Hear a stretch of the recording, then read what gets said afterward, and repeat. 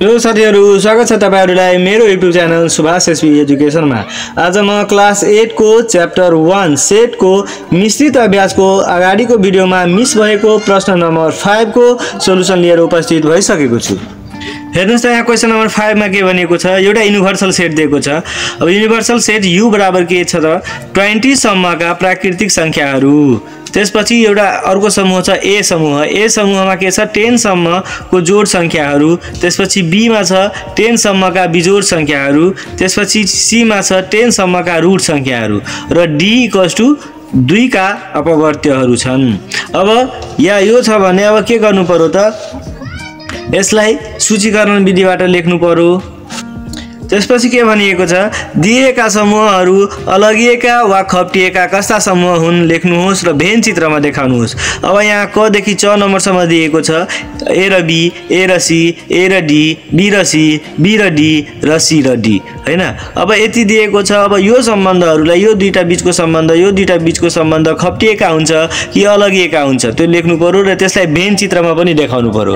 अब हेर्नुस् त यहाँ, अब यसको सोलुसन, दिएका समूहहरूलाई सूचीकरण विधिमा लेख्दा यहाँ माथि जुन समूहहरू दिएको छ, अब यो व्याख्या विधिमा देखिएको छ, यसलाई मैले सूचीकरण विधिमा लेखेँ।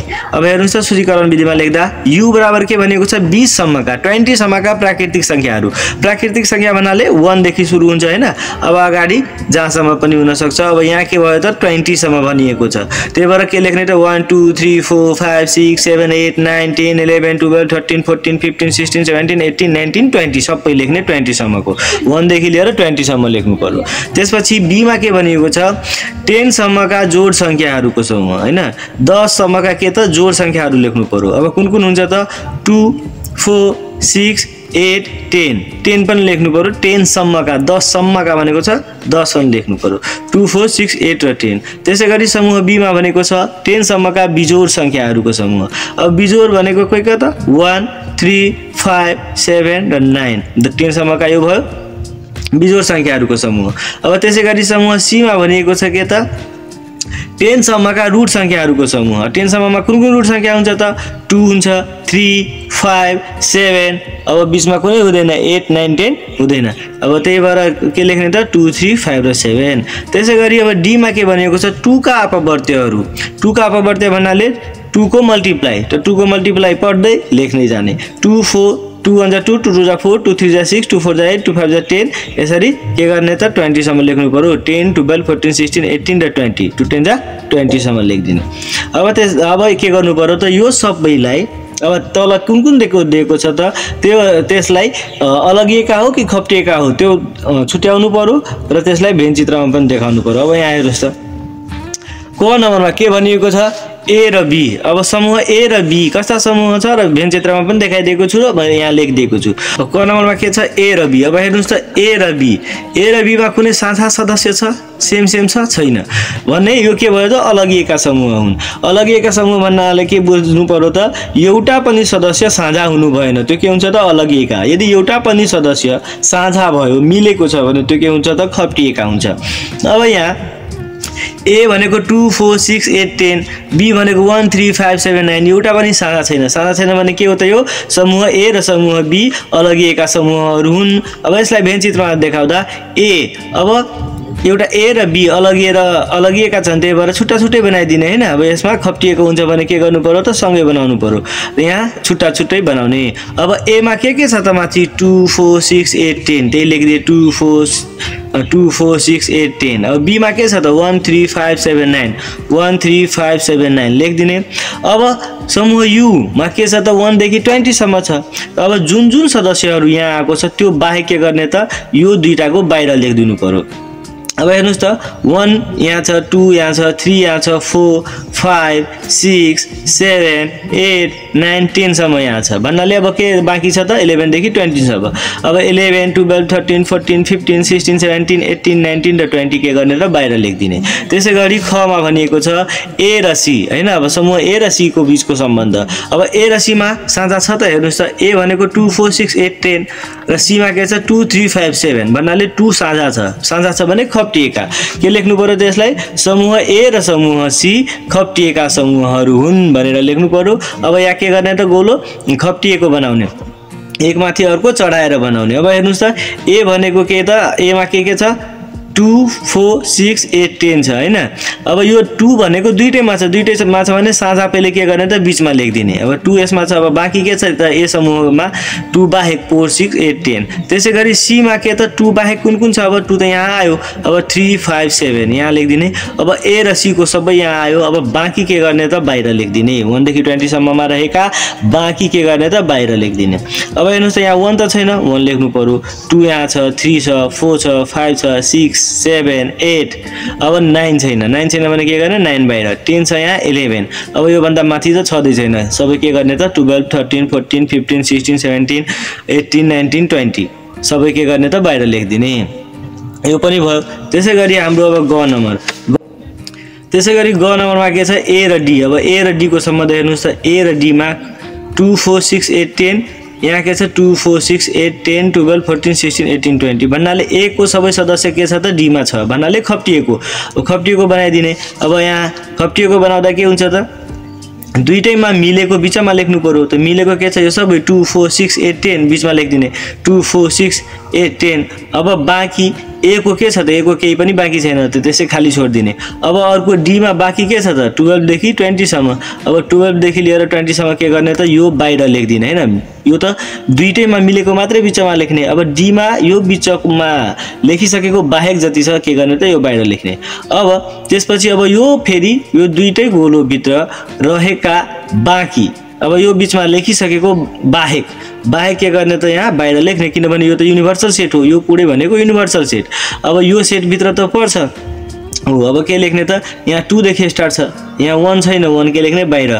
2 यहाँ छ 3 बाहिर लेख्ने। 4 यहाँ छ 5 बाहिर लेख्ने। 6 यहाँ छ 7 बाहिर लेख्ने। 8 यहाँ छ 9 बाहिर लेख्ने। 10 यहाँ छ 11 बाहिर लेख्ने। 12 यहाँ छ 13 बाहिर लेख्ने। 14 यहाँ छ 15 बाहिर लेख्ने। 16 यहाँ छ 17 बाहिर लेख्ने।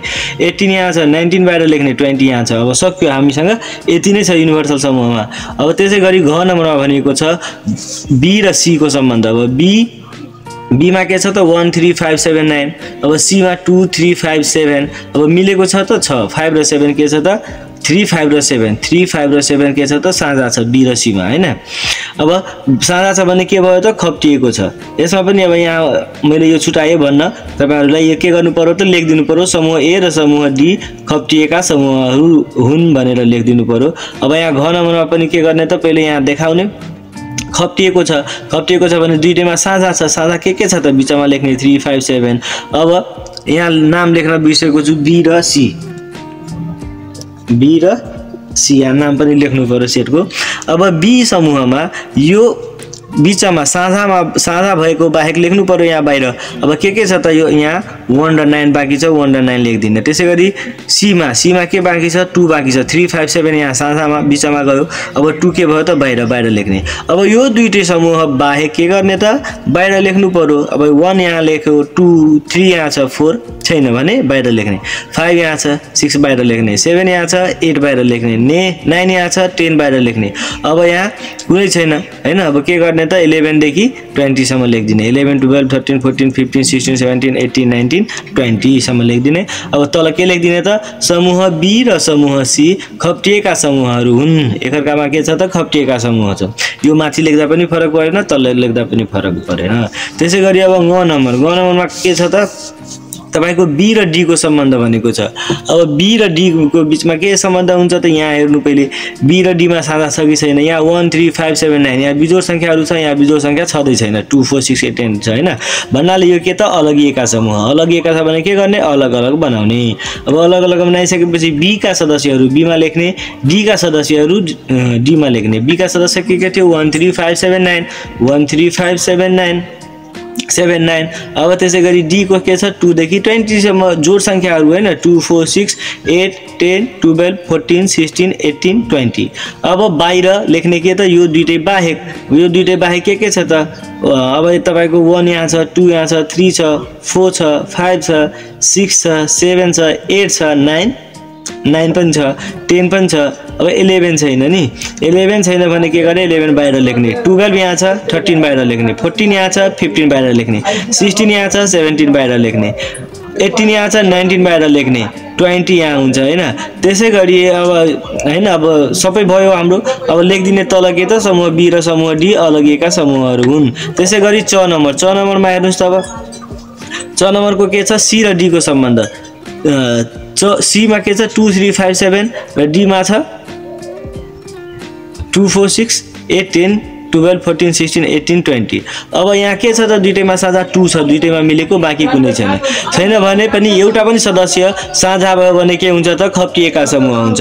अब खप्टिएका समूह छ सी र डी। यहाँ पनि नाम लेखेर छुटाएको छु। यो के समूह सी र यो के समूह डी हैन, दुईटा समूह छ। अब सी मा के छ त 2 साझा छ, दुईटैको मा छ भने के गर्ने बिचमा लेख्ने। अब यो सी मा 2 बाहेक के छ 2 बाहेक 3 5 7 छ, 3 5 7 लेख्ने।